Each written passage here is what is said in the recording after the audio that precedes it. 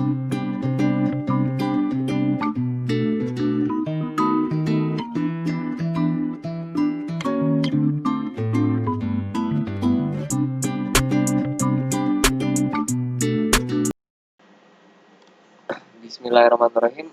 Assalamualaikum warahmatullahi wabarakatuh. Di sini dengan saya sendiri Rizal Maulana Yusuf Effendi, mahasiswa angkatan 2017 semester 6. Di sini saya ingin mempresentasikan dari ujian akhir semester Sistem Digital R05. Simak video ini dengan sama-sama. Baik, yang pertama itu apa sih itu IoT? Nah, bicara mengenai IoT atau Internet of Things itu sendiri yang biasanya disebut dengan kecerdasan buatan. Tidak ada habisnya karena IoT sendiri tidak mempunyai definisi tetap, selalu ada saja bahasan entah itu berasal dari suatu keseharian kita hingga benda-benda yang dijadikan perangkat untuk mempermudah aktivitas. IoT telah berkembang dari konvergensi teknologi nirkabel, mikro, elektromagnetical, sistem, MEMS, dan internet.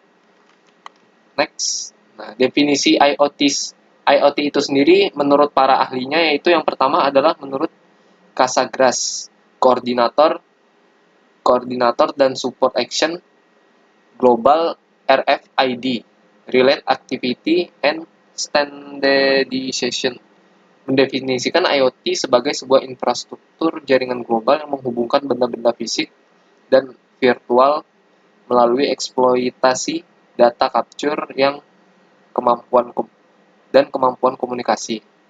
Menurut Aston pada tahun 2009, definisi awal IoT adalah Internet of Things, memiliki potensi untuk mengubah dunia seperti yang pernah dilakukan oleh internet, bahkan mungkin lebih baik.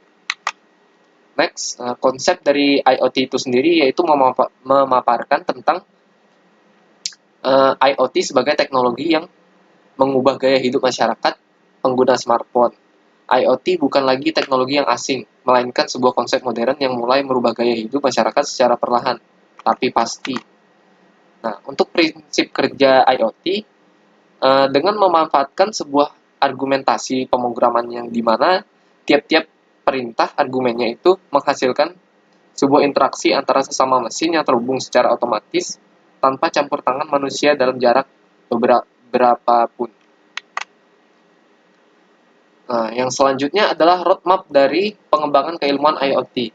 Nah, di sini adalah roadmap dari pengembangan keilmuan IoT pada tahun 2015 itu tinggi, hingga prediksi pada tahun 2002 itu pengembangan pada keilmuan IoT sendiri itu sangat tinggi. Nah, segmen yang paling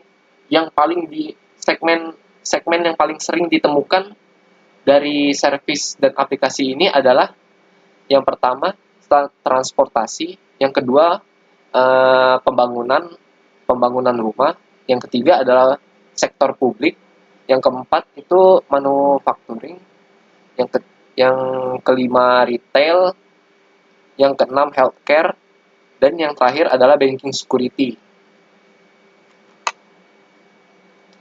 Latar belakang diperlukannya IoT oleh masyarakat global. IoT sendiri dapat membantu kehidupan manusia dalam hal integrasi, komunikasi, dan informasi. Dalam berbagai sistem yang ada, setiap hal tersebut dapat memperluas manfaat dari internet yang terhubung secara real time. Nah, contoh IoT yang dapat menanggulangi wabah COVID. Nah, di sini saya mengambil suatu studi kasus teknologi dari robot sterilisasi yang dikembangkan oleh bidang medis dari China yang bernama TMI ROB. Telah mengerahkan 10 robot disinfeksi di rumah sakit besar di Wuhan untuk menahan penyebaran COVID-19. Nah, robot ini sendiri seperti mainan mobil-mobilan yang memiliki sebuah remote control untuk menggerakkannya. dalam jarak jauh, dikarenakan kegunaan robot ini sendiri adalah untuk mensterilisasi ruangan bekas korban dari COVID-19. Next. Ide pengembangan dari IoT sendiri yaitu beberapa proyek yang diterapkan untuk mempermudah kehidupan masyarakat di berbagai tempat, termasuk masyarakat dengan sistem IoT yang diterapkan tersebut, pemerintah bisa melakukan otomatisasi manajemen yang lebih cerdas. Contohnya, dilihat dari aplikasi lalu lintas, parkir, sistem pengumpulan sampah, maupun pengembangan aplikasi Android. Dengan begitu, kehidupan masyarakat juga akan menjadi semakin maju. Nah, untuk yang selanjutnya adalah contoh dari penerapan IoT. Apabila yang tadi itu merupakan sebuah review saja, yang selanjutnya ini adalah secara detailnya. Contohnya yaitu alat pengendali dan monitoring kendaraan secara real time. Aplikasi ini berbasis website yang pastinya dikendalikan jarak jauh menggunakan PC. Dan aplikasi ini juga menggunakan teknologi Raspberry Pi sebagai chipnya untuk mengendalikan sebagai pengendali dan GPS sebagai pemantaunya.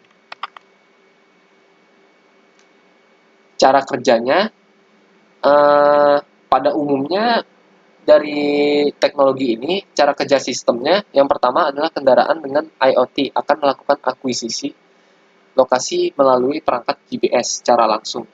Data latitude, longitude, dan waktu yang didapatkan terlebih dahulu akan dibandingkan dengan data yang sudah disimpan terakhir. Apabila kendaraan tidak berubah posisi, maka data tersebut akan disimpan ke dalam penyimpanan lokal dan selanjutnya akan di-broadcast ke server.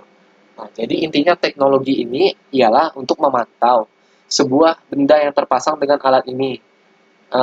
Berarti alat ini berupa layaknya chip yang terpasang pada benda mati maupun pada seseorang. Yang apabila terjadi sesuatu terhadap benda atau seseorang tersebut, maka benda ini akan bisa melacak lokasi dari benda atau seseorang tersebut, dan akan ditemukan lokasinya dari benda ini dari lokasi dari benda tersebut berada. Next. Nah, contoh penerapan IoT implementasi untuk aplikasi server adalah membentuk aplikasi web yang ditampilkan dengan visualisasi yang menunjukkan lokasi kendaraan. Juga tombol on-off untuk kendali kendaraan. Next. Nah, untuk gambaran pengembangan IoT di masa depan nanti, untuk yang ada di masa depan nanti akan memaparkan beberapa perusahaan dan pengembangan teknologi IoT baik dari Silicon Valley, US, maupun dari startup lokal di Indonesia, beserta ruang lingkup pengembangannya seperti IoT dalam bidang pertanian, kesehatan, transportasi, dan fintech dalam kurung keuangan dan bisnis.